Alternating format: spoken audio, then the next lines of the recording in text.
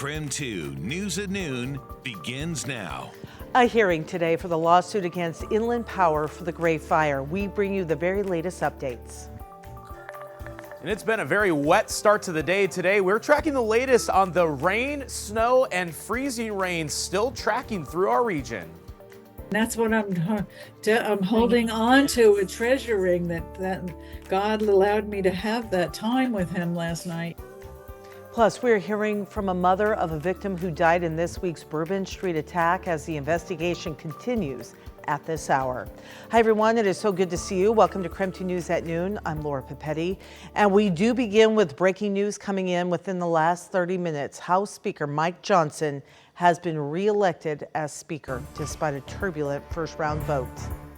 Lots going on. Johnson could only afford to lose one GOP vote to be elected Speaker, since a candidate must win a majority of votes out of all votes cast. Within the last few minutes, two Republicans who voted against Johnson early in the process then switched their votes to actually electing him. President-elect Trump voiced strong support for Johnson with an eye on avoiding party infighting before he takes office.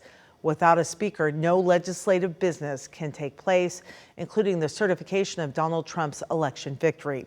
Also on pause right now, the swearing in of incoming Congress members, including new Eastern Washington Representative Michael Baumgardner, who is in Washington, D.C., waiting to be sworn in.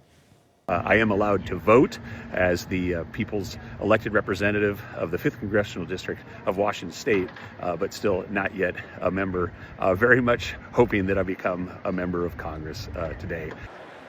And as you just heard, he is indeed able to cast a vote for Speaker of the House, even though he is not sworn in. So far, he has voted in favor of Mike Johnson, and Baumgardner's swearing in will take place, we're told, later this afternoon. So we'll definitely keep an eye on that as that news continues to roll in this afternoon. 12:02, we're going to head outside.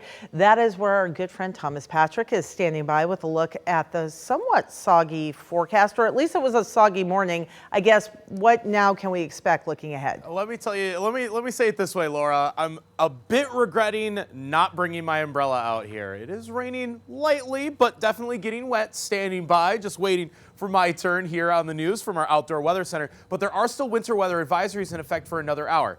The freezing rain threat is ending, but it might not be completely finished, as you're going to see in a moment. But our northern area is still in line for some snowfall today. So here's what we're looking at. It's 33 degrees in Spokane. It is raining. A couple hours ago, it was 31 and freezing rain. But just from my observations across town, it seems like everything's wet but not icy, thankfully so. 1 or 2 degrees can make a big difference when it is raining and basically right at 32. So that is what we've seen from the observation perspective. From Doppler radar, doesn't this look like half and half? Half snow to the north, half rain to the south, and square in the middle of that battleground is Spokane. Now, basically, it is all rain throughout town. You got to get up to about Deer Park to find the snowfall. Now, Highway 2 has been very contentious here. The pink areas would be freezing rain, like a 31-degree rainfall. Have not heard any reports of any slick roads, especially along Highway 2. Hopefully that is because crews have been treating the major highways, making sure to alleviate any of the iciness of the weather conditions. Now, as we head throughout the afternoon, I think the freezing rain threat ends, but the snow will continue in our northern areas. So coming up, I'll show you how much longer this wet day is going to last and what to expect for the upcoming weekend. Going on today, a status hearing is set for the lawsuit against Inland Power and Light regarding damages from the Gray Fire. 62 insurance companies filed that lawsuit alleging that Inland Power knew a light was a fire risk and then did nothing to fix it. A DNR report released back in August of 2023 states a Medical Lake resident called Inland Power multiple times about the flickering outdoor light, saying they were worried that a wire was possibly loose. The Gray Fire killed one person and caused millions in damages. Stay tuned, of course, to our evening shows to hear what happened in court. We now know the identity of the man shot and killed near WSU last week. The Whitman County Coroner's Office is telling us 28-year-old Darcy Spracklin died of multiple gunshot wounds. The coroner is ruling his death a homicide. The shooting happened on Greek Road last week. Pullman police are asking for people living in that area to send in any surveillance footage or doorbell camera video to help find the suspect. Also coming in today, the death of a California man who died Monday at Schweitzer has been ruled an accident. This is according to the Bonner County coroner. The 72-year-old man died after he fell into a tree well and then suffocated. Officials still have not released the man's name. It has now been just over 48 hours since the New Orleans attack, and 14 families are mourning the loss of their loved ones. At this point, officials have been able to identify 10 of the 14 people killed, and that includes a 27-year-old mom, Nicole Perez, and a 25-year-old man as well, who worked at the Superdome. Our sister station in New Orleans spoke with his mother, who says the feelings are unimaginable. Nothing prepares you for anything like this, losing your child. And you hope you can hold on to them till they get old and you die and they live on, but that's not God's will sometimes, and you just have to accept it and be strong for other people. Kathy encouraging all families to hold on to their loved ones and cherish every second.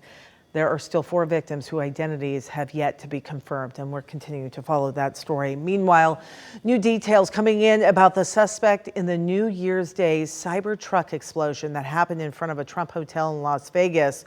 Police say a 37-year-old active duty U.S. Army soldier killed himself before the truck went up in flames. Authorities identified his body with the help of DNA, a military ID, and passport found inside the truck, alongside multiple guns. They say the man rented the Tesla in Denver, Colorado, while on leave Saturday. According to authorities, the 37-year-old was a highly decorated Army Special Forces Master Sergeant and had consumer-grade fireworks and fuel accelerants inside the vehicle. The level of sophistication is not what we would expect from an individual with this type of military experience.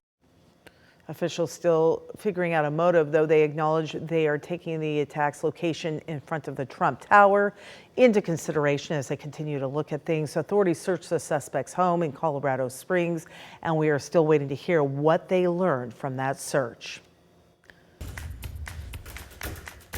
Idaho's Chief Justice asking lawmakers to give state judges a pay raise. Why he's asking for the salary bump, coming up in just 2 minutes.